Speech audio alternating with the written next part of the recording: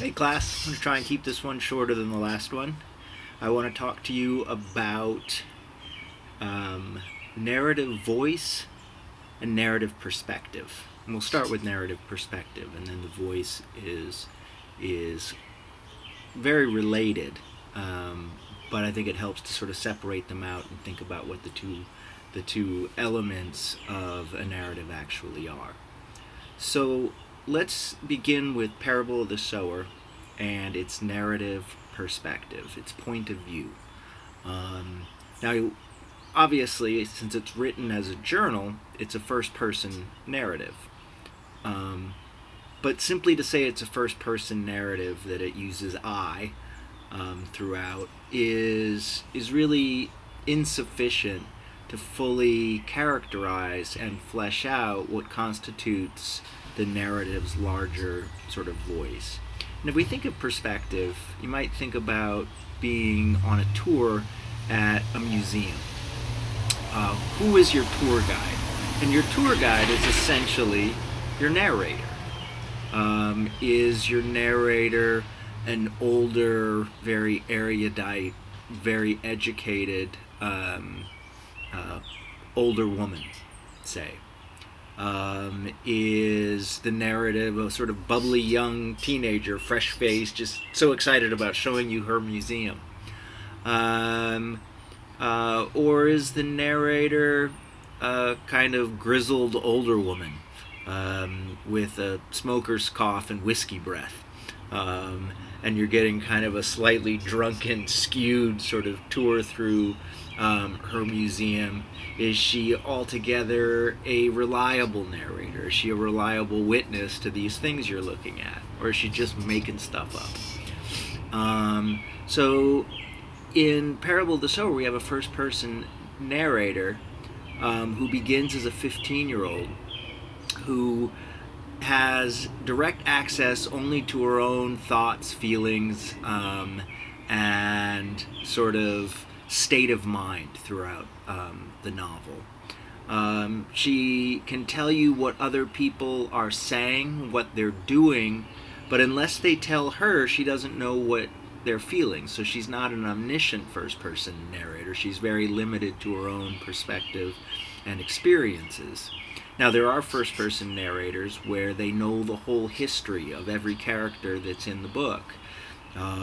They are omniscient to the point where they can tell you about what happened before, what happens after, what happens during. They're sort of looking back at it from, say, 20 years ago, like in a novel like The Great Gatsby. He's looking back on his life, and especially his life with Gatsby and Daisy and Tom, and does seem to have more access to what their thoughts and feelings are. Lauren is very much a narrator in the present moment, and we watch her mature as she writes. We watch the development of Earthseed. So we're watching a very dynamic character who is not sitting on a mountain on high looking back on her life. She's narrating it as she lives and experiences it. So the second half, if that's the first half, sort of the perspective, is what I call narrative voice, or a fancier word for it is a narrative's poetics. What is the tone of the narrator? What is the language like? Is it incredibly verbose and arrogant? Is it unassuming? Is it highly personalized?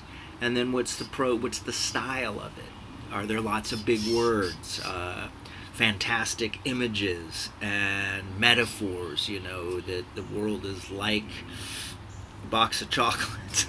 God, strike that. Dr. Masters did not just refer to Forrest Gump.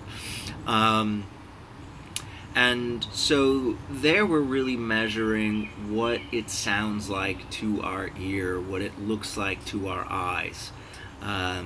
And you could say there's kind of multiple voices in Parable of the Sower.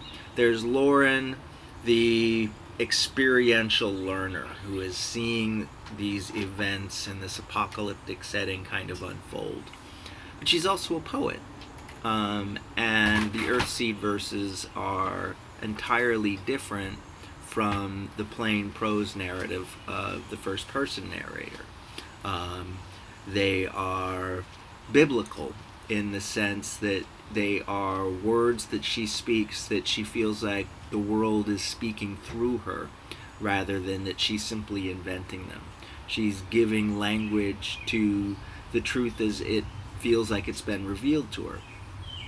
So, on the one hand, we have narrative perspective, a first-person narrator writing a journal very much in the moment, has access only to her own thoughts and feelings, but through her empathy, you could say, she does have access to other people's physical and emotional feelings.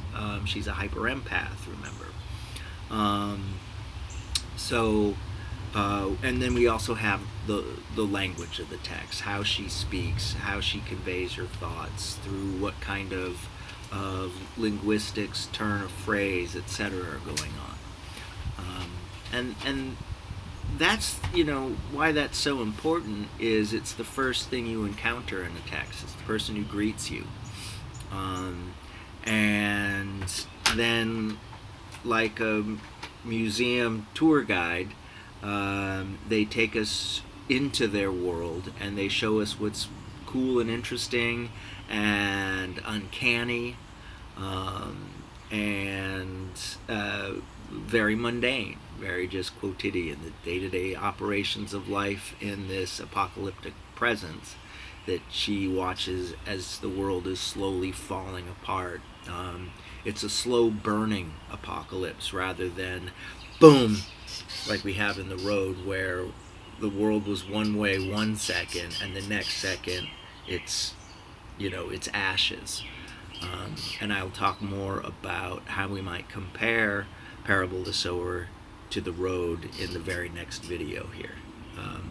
And then there will be a bonus question, as well as questions on narrative, voice, and perspective as they pertain to Parable of the Sower and as they pertain to The Road. So, as always, thanks for putting up with these lectures. I wish I were there speaking to you in person in a classroom. That's much more conducive to my own personality. I hope you've gathered that. And the more that I can respond to your emails, if you want to set up a video call with me or just a phone call just to say, hey, I'm a real human person and not just an electronic name, that would be wonderful. So feel free to set those up with me. All right, on to video 2 in a second here.